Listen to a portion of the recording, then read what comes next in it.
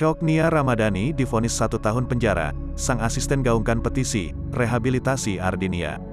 Teresa Winatan kecewa Nia Ramadhani divonis 1 tahun penjara, gaungkan petisi rehabilitasi Ardinia.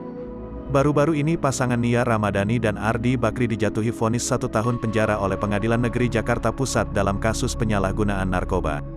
Vonis tersebut dibacakan oleh Hakim Ketua Muhammad Damis dalam persidangan yang digelar di Pengadilan Negeri Jakarta Pusat, pada Selasa, tanggal 11 Januari tahun 2022, lalu.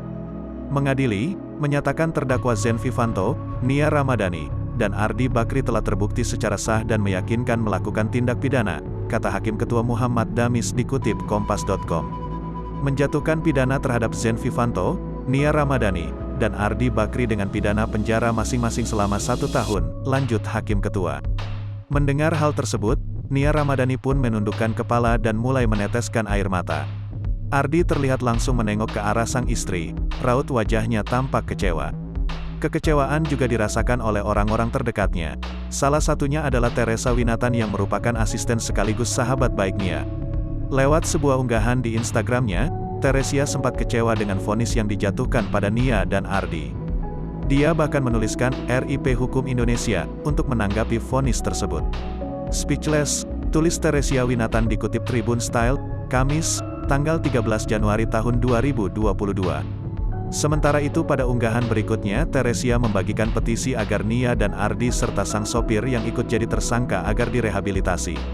Rehabilitasi untuk Ardi Bakri, Nia Ramadhani dan Zen Vivanto, bunyi judul petisi yang disertakan Teresia. Dia berharap dengan adanya petisi tersebut keadilan terhadap Nia dan Ardi dapat ditegakkan. Jujur masih speechless, dan banyak yang komen, kontek nanya ini itu, yang terdengar sangat janggal. Yuk kita tanda tangan petisi ini. Semoga keadilan bisa ditegakkan, pungkasnya. Hingga berita ini diterbitkan, petisi tersebut sudah ditandatangani lebih dari 2.300 orang. Alasan majelis hakim sejak April tahun 2021, Nia dan Ardi dengan sadar dan sengaja mengonsumsi sabu sebagai jalan keluar menghilangkan masalah.